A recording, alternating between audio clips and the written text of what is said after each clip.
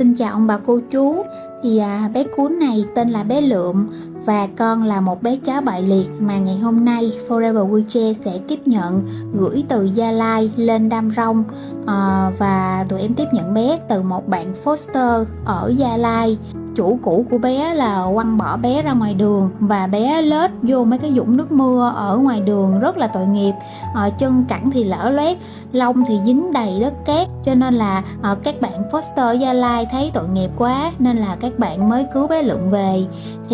Từ khi cứu bé Lượm về thì các bạn cũng cố gắng chăm sóc cho bé, nhưng mà theo em được biết là thứ nhất là cái bạn foster đó làm bạn bận làm công việc rooming á, cho nên là không có nhiều thời gian để tập trung riêng chăm sóc cho các bé cứu hộ. Ngoài ra thì nơi ở của bé Lượm á, là bạn chỉ có thể trang bị cho bé Lượm một cái khoảnh sân, rồi đặt những cái chuồng ở trong đó, và Lượm đa số là tự sinh hoạt trong cái khoảnh sân đó, rồi bạn cho ăn cho uống. Nhưng mà do bé bị bại liệt, nó không có đi được giống như những cái bé chó khác, cho nên là Lượm hay tự lết ở trên cái khoảnh sân đó, và cái phần sàn nhém nó chà lát vô trong hai cái háng,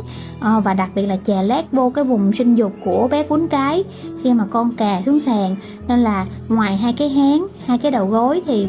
cái vùng sinh dục, cái vùng da nhạy cảm đó thường xuyên là trầy loét luôn, và vi trùng nó cứ chui ngược vô, cho nên con cứ bị nhiễm trùng hoài. Thì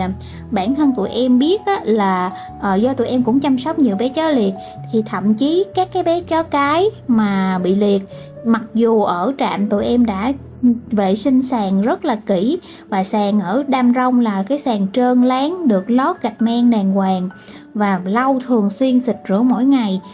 Đã như vậy rồi mà các bé chó cái nó ngoài thời gian đi xe lăn, nó vui chơi, nó lết trong cái khoảnh sân đó, thì nó đã có cái khả năng nhiễm trùng cao hơn so với lại các bé chó đi được hoặc là các bé chó đực. Do cái vùng sinh dục nó tiếp xúc trực tiếp với mặt sàn, thì dĩ nhiên mình diệt vi trùng đâu có diệt hết được 100%. Thì ở trạm làm sạch như vậy thì mà các bé đó đã bị nhiễm trùng nhiều rồi. Thì bé Lượm ở một cái sàn mà nó không được trơn, nó nhám, rồi nó có đất cát bụi nước mưa, và các bé chó khác dẫm cái chân lên nữa, thì cái mức độ nhiễm trùng của bé Lượm nó còn cao hơn nữa. Đây là Lượm, là một bé chó mà không biết vì bị liệt hoặc là một lý do nào đấy thì đã bị chủ bỏ, và sau đó là Lượm được anh Nguyên ở trên Kon Tum cưu mang và chăm sóc được hơn 1 năm. Và do là môi trường sống nhỏ và bị một số vấn đề liên lụy tới hàng xóm, nên là anh Nguyên đã nhờ tới trạm tiếp sức Playbound ở Gia Lai. Và khi mà em Lượm về với trạm thì do ở đây là nền xi măng, nên là em vết thương ở âm hộ bị chà sát dưới nền xi măng, nên là khi mà điều trị thì cứ điều trị khỏi thì lại bị lại liên tục. Thì hôm nay là bên trạm muốn nhờ tới chị Thư bên Forever là cưu mang và giúp cho bé Lượm này có một cuộc sống tốt hơn ạ. Giống như cô chú cũng biết thì hiện tại là Forever Wheelchair đang trong tình trạng khá là quá tải, do là lớp nào là các bé cún bị bại liệt, người ta bỏ rơi ngoài đường, bỏ rơi trong bụi rậm rồi lê lết, thì ông bà cô chú yêu chó mèo phát hiện, liên hệ và gửi cho tụi em. Thêm một phần nữa là các bé bại liệt được các bạn foster cứu, nhưng mà sau khi các bạn cứu về, các bạn chưa có nhiều kinh nghiệm để chăm sóc các bé, nên là tình trạng lở loét nặng hơn hoặc là bị nhiễm trùng nặng hơn, và các bạn muốn các bé có điều kiện sống tốt hơn, nên các bạn cũng liên hệ để gửi về Forever Wheelchair, cho nên là nhận từ rất là nhiều nơi khác nhau. Vậy là từ tháng 10 và tháng 11 này thì tụi em đã tiếp nhận được 12 em bé cún bại liệt, và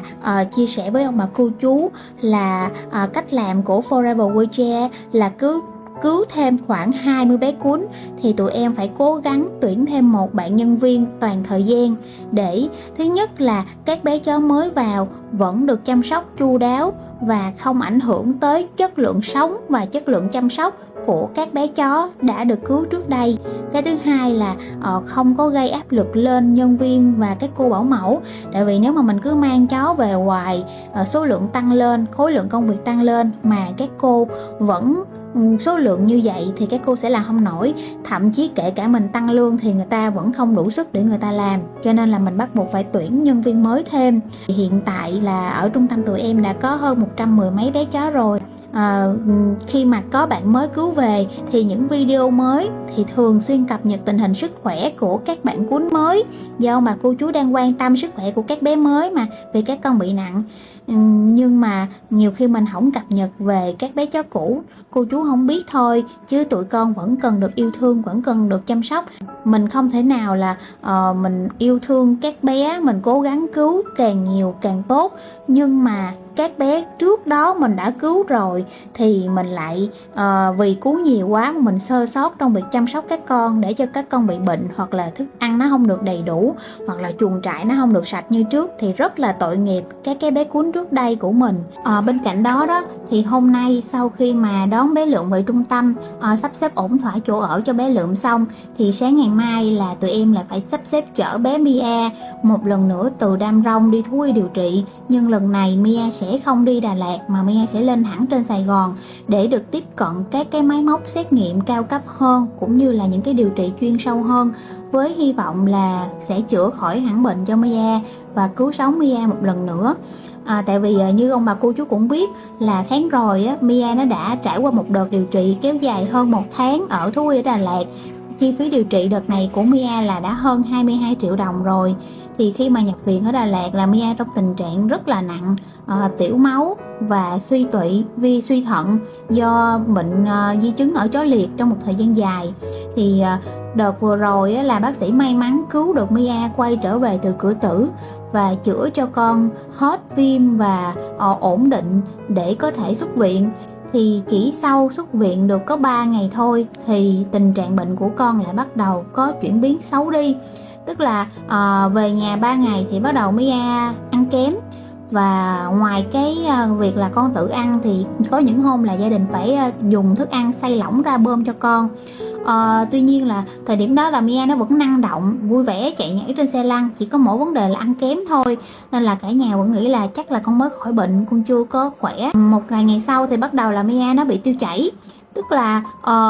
nó bị mất cái men đường ruột. Em nghĩ là do một cái thời gian dài phải dùng kháng sinh để xử lý cái viêm nhiễm của Mia đó, cho nên là cái phổ lợi khuẩn ở trong đường tiêu hóa của Mia nó đã mất cân bằng rồi, nên là nó bị tiêu chảy mỗi ngày luôn. Và chính vì vấn đề tiêu chảy là cho nên là Mia ăn vô bao nhiêu nó không có hấp thụ mà nó cứ bị tiêu chảy ra, nên là Mia nó cứ gầy đi. Và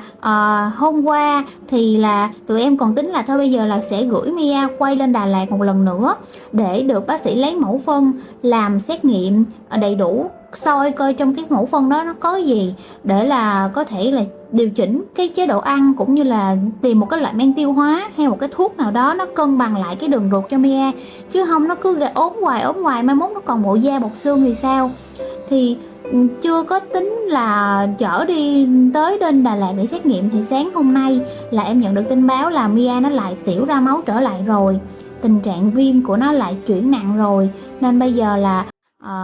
bắt buộc phải chở Mia quay trở lại bệnh viện để tiếp tục một đợt điều trị thứ hai. Em nghĩ là để điều trị tốt hơn thì lần này em sẽ chở thẳng lên Sài Gòn. Vì thật ra bác sĩ ở Đà Lạt cũng có tay nghề cao, bác sĩ ở Sài Gòn cũng có tay nghề cao, nhưng mà Sài Gòn thì được cái người ta có nhiều máy móc hơn, nhiều cái xét nghiệm nó chuyên sâu hơn. Nên là với những ca nặng như Mia thì em hy vọng là mình nỗ lực mình đưa con đi xa như vậy để tiếp cận những cái điều trị tốt nhất có thể. Thì hy vọng là có thể chữa được hoàn toàn bệnh cho Mia và cứu sống con. Có thể là với một số ông bà cô chú khi thấy là đã tốn kém hết 20 mấy triệu điều trị cho Mia rồi ở Đà Lạt, mà bây giờ lại tiếp tục là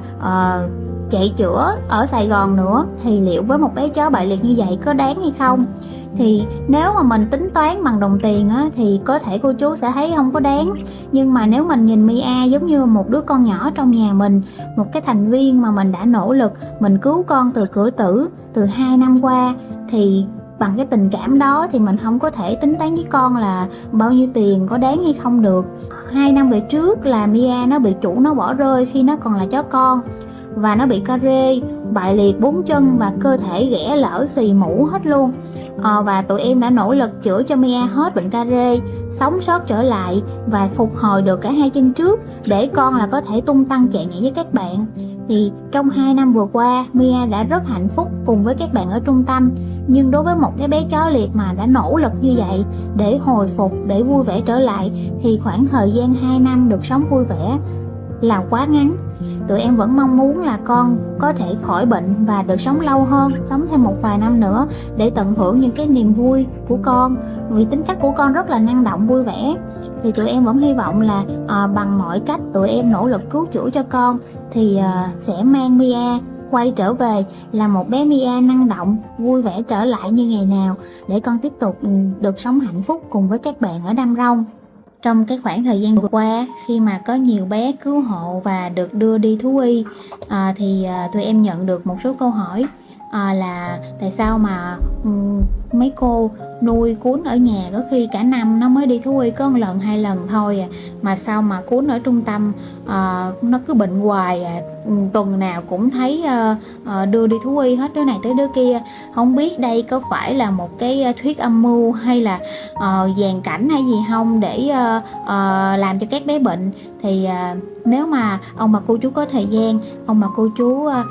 ghé thăm Đam Rông để thăm trực tiếp các con, để ông bà cô chú hiểu hơn về cuộc sống của các con nha. Còn qua video này thì em chỉ chia sẻ như vậy. Thật ra là quá trình cứu hộ một cái bé chó liệt nó không có chỉ dừng lại ở cái thời điểm mà mình phát hiện ra các bé rồi mình đưa các bé vô thú y chữa trị một vài ngày hay một vài tuần rồi bé xuất viện rồi làm xe lăn. Nó không có chỉ dừng lại ở đó, và khoảnh khắc đó cũng không phải là cái thời điểm khó khăn nhất trong quá trình chăm sóc các con, mà cái khoảnh khắc khó khăn nhất là cái đoạn đường sau này. Hành trình cứu hộ một cái bé chó bại liệt trọn vẹn nó sẽ kéo dài nhiều tháng hoặc nhiều năm sau đó, kéo dài cho tới khi nào bé chó già đi và qua đời tại trung tâm, hoặc bé may mắn được một gia đình tốt bụng nhận nuôi.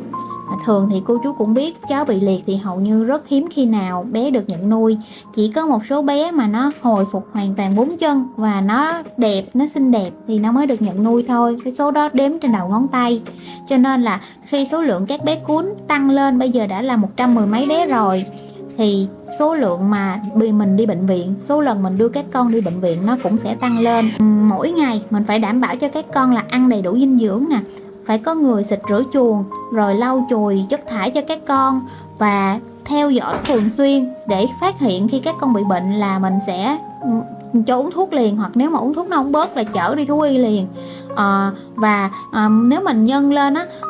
giả sử nha, cho một bé 1 năm bệnh 1 lần thôi thì 100 bé, 110 mấy bé là 1 năm đi bệnh viện thú y 110 mấy lần,